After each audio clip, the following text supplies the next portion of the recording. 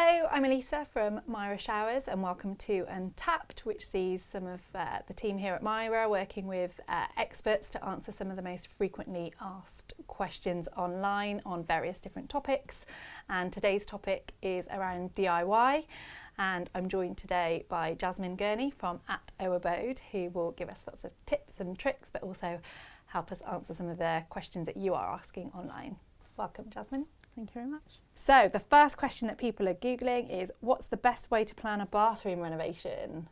So the best way to start is decide what you want the bathroom to be for. So is it a guest bathroom? Is it an ensuite? Is it your main family bathroom? Because that can obviously help you determine what things you need in there. So find your inspiration online, go on YouTube, Instagram, Pinterest, mood board it. Just stick everything in one place, decide. And take your time with this, because you can end up changing your mind about 7 times. Second question being asked is, what is the best bathroom tile on a budget? The best tile, in my opinion, would probably be a metro tile, purely because it's so versatile. You can go herringbone, you can go double herringbone, chevron, nice. You can stand them upright. There's so many ways you can actually lay them. You can actually find some really decent ones online for very little cost, and if you add a sort of contrasting grout, then it can make a cheap tile look expensive. Yeah, and another alternative, I guess, is a wall panel. So we have some called flight wall panels, so that's Absolutely. A lot easier kind of installation and kind of avoid some of that discoloration as well, and quite easy to install. So brilliant. So the third question is, what are the best DIY bathroom accessories and storage ideas? My favourite bathroom accessory that I think everyone should have is a bath board. Like, they are so versatile. You can style them in so many different ways. You can, prop your iPad on there when you're having a nice relaxing bath. I love that. And storage ideas, if you have a small bathroom, it's like really important to find ways of hiding your stuff. Yes. I'm a bit of a hoarder and a skincare junkie, so I have 4 cabinets full of skincare in my bathroom. And the way my bathroom is we have one large section that's kind of recessed above the sink. Yeah.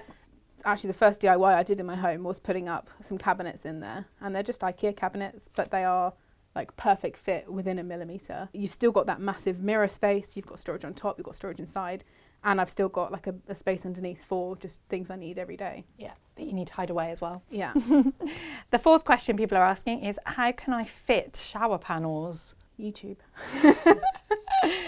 If any project I've started and I've not kind of been sure on how to do it, or if I'm looking at new solutions I've not tried before, my first stop will always be YouTube.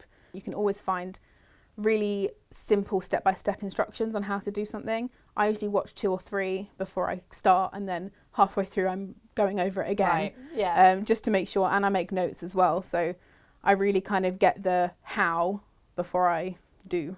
Yeah, we ensure that we've got step-by-steps on all of our product range, especially kind of the wall panels as well, but equally kind of installation guides online, just to kind of make sure that we've covered all angles, whether people want to look at it on a video, whether they just want to print out kind of a step-by-step, I guess. Yeah.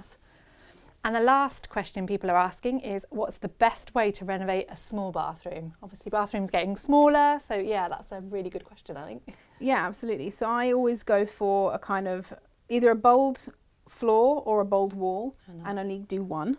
Yeah. One or the other, unless you've got that eclectic kind of feel. The best thing for me, I think, would be to add the biggest mirror you can find.